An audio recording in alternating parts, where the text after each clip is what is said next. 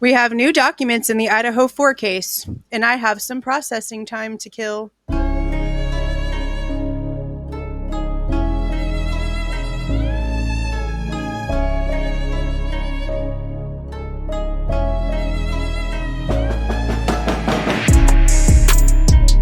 Hey guys, this is Jules with True Crime Reactions.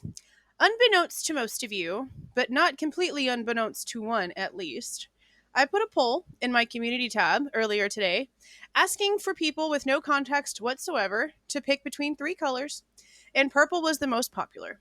So hopefully this does what it's supposed to do. I didn't want to go and bleach my hair to get a brighter tone. I just wanted to overlay some color, some vibrance into this black of mine because it's been just gross and I haven't been happy with my hair whatsoever. Anyway, we have some new documents.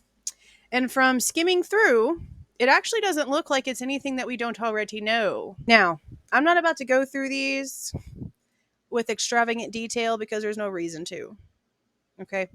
It's file names, not a lot of information. Now, on this first one, it's about the cast information and anything having to do with the cell phone analysis.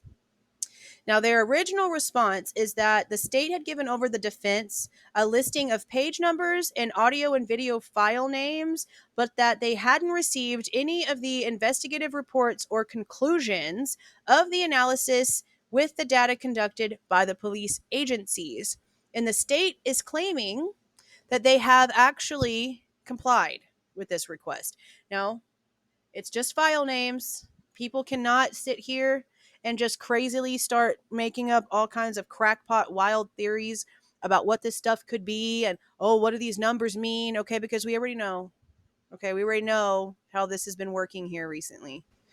The only thing that we can know for sure is that 2 files were discovered on 6/5 and that 2 more were discovered on 7/11, which was yesterday. And then whatever this is was discovered back on May 8th. And the only other determining thing here is that this one right here, at least, is labeled MPD for Moscow PD.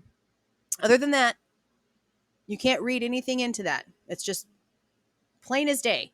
These files were given over on this date, and here's the label on it. This is the file number. This next one shows that they wanted information on the car. Okay. I am going to be doing an update either later tonight or tomorrow about this Linda Lane crap. I listened this morning to the live that Sleuthy did last night where she showed the text messages between her and the person. And there is some shady shit going on. Okay. I don't believe Sleuthy has anything to do with it, honestly. I don't get those vibes from her. A lot of people don't, honestly. A lot of people don't get those vibes from her. She's actually pretty trustworthy. And I know for a fact that a lot of content creators get their information and insight from Sleuthy on Twitter, and then they bring it here on YouTube and act like it's theirs. It ain't.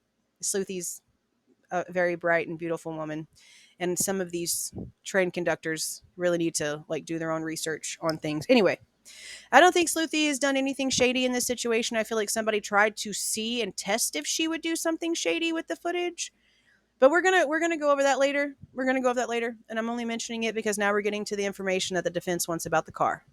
They want to know exactly what it was that flipped a switch on the year change that was given out for the vehicle that was being looked for, and which they should because it's an important detail. They received page numbers and file names. Nothing important. But now we have, you see how it says ABC? This is Exhibit A, B, and C is what this is talking about. These files are related to these exhibits. So this one from back in April goes with Exhibit A. This one that was done on June 5th goes with Exhibit B. And this one that was discovered on the 26th goes with Exhibit number C. Did I just say number C? I sure did. Oh, well. Now this next one just shows that they are attempting to get this information. And I don't understand what the hell this is even about. I'm going to have to go back in and actually look and see because it doesn't show. You see how this has what they're actually asking for? And then these don't right here. I'm going to go look real quick. Hold on. Okay, let's see if we can figure out. Yeah, see? So it's secret stuff. because it's not even in this either. It says, please see Exhibit A to defendant's first supplemental discovery request for specifics. Okay, well, let's go look at that one. Okay, here it is. And see, it's just 2 pages. So it's secret stuff. It's secret stuff, basically. It's secret stuff that they're not making easy to figure out, which is fine. We're not supposed to know everything. That's fine. All we know is this. Whatever this is, a hard drive was given to the defense back in April. And that's all that we can say about this. Now, whatever this one is, it's ridiculous. Actually, we can't even say that because obviously with the verbiage that we're getting here, it's about an interview. And we saw from before, we were asking questions about what phone interview with Moscow. Because it seemed like after November 29th, whenever they had his information, they haven't mentioned that they've spoken to him, that they tried to interview him, that they tried to ask him any questions, that they tried to rule him out. None of those things. So that must be what this is talking about. Now, it's interesting because whatever was given to the defense was a recorded in-person interview with the FBI, which would have been after Brian's arrest. Okay? Whatever this is, I'm so confused about because like I've mentioned before, Homeboy was lawyered up before he even got back to the state. He was lawyered up in Pennsylvania while he was there before he got back to the state. I highly doubt that he would have just been okay doing a phone interview after his arrest with Moscow PD with the feds right there in his face. And he knows the laws and he knows the criminal system. So I just don't see that being a situation. So I am really curious if we are going to hear at some point that there was a conversation had with him because he was a person of interest and they, for some reason, just crossed him off the list until a certain point. But this next part's really interesting because who the hell is S.A. Shirley? We don't know what they want. Is S.A. an abbreviation like D.A.? But for something else? Because I don't know. State has informed that this phone interview was completed by S.A. Shirley, whoever that is, who confirmed that this phone interview was not recorded. So if this is supposed to be a phone interview about him being questioned at some point before his arrest, how would you not record that? And if it was something that was done after his arrest because he just allowed it to happen, why would it not be recorded? This is so shady. There's no work to be shown for any of the answers that they're giving, and nothing's being recorded and done correctly. I just don't understand. Okay, next one. This is about the FBI agent that worked on the CAS team, Cellular Analysis Survey Team. The information that was in the PCA. They're acting as if they didn't have to give that information over. The defense team made an extremely valid point that the information that was gathered by this agent or group of agents was used in the search and the arrest warrant, and it is extremely valid to be able to verify what they're stating is true. And apparently, as of yesterday, 7-11, something's been given over with this weird-ass file name. Now, request 120 and 140 for all of the tips. The defense wants them given over in chronological order, and the state's like, no, we ain't got time for that. What I don't understand is that it's 2023. You literally walk around with a complete computer that used to be the size of a building now in your pocket. I don't understand how, as calls are coming in, as emails are coming in, as people are coming in, calling all these different lines, there's not some sort of program that automatically logs all of these things in order. Takes certain words, groups them together for how many tips have certain things in common to where they have like a hierarchy of importance to look at. I mean, did I just come up with $1 million idea? But I just don't understand why they don't have a better organizational system.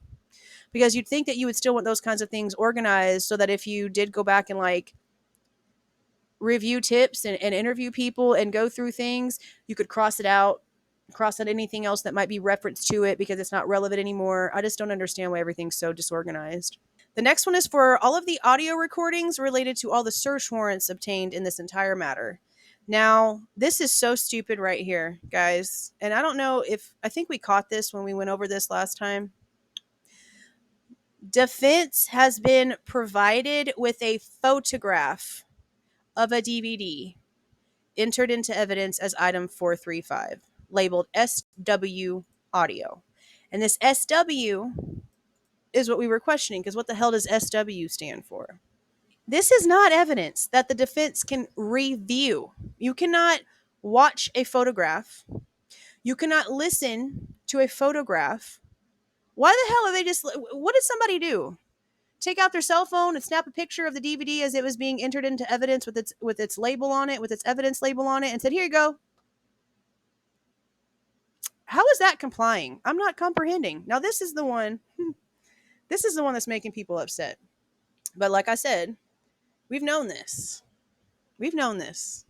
Now this doesn't necessarily technically mean that the autopsy information itself doesn't exist. It doesn't seem like it's been handed over, because I know the autopsies themselves have been questioned in this when it comes to the defense having it.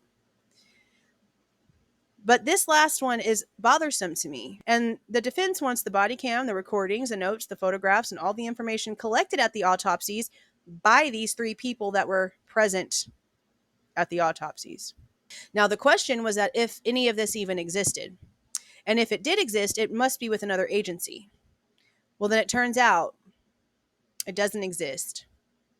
So then how do they even know that these people were there? Was there like a sign-in sheet? Was it like a sign-in sheet they got their names from? And that's how they even know that they were there? And why are these people there to begin with? I'm just not quite understanding why there would be three officers, from what it seems like, because Tolleson, if y'all haven't heard the information on Tolleson, you might want to go to Sleuthy's YouTube channel, because she did a live about this not long ago. I feel like it's only been like maybe a week and a half, 2 weeks. And Tolleson is shady as shit. And there's a lot of similarities in the case that Sleuthy talks about that involves Tolleson to this case. I mean, from a naked running man to the wrong vehicle. It's very, very, very interesting details. Okay, let's pop open this last one.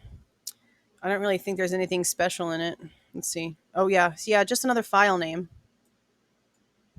Yeah. Let's see what this request was for. Probably just going to be real vague as always. Motion to compel discovery filed May 4th.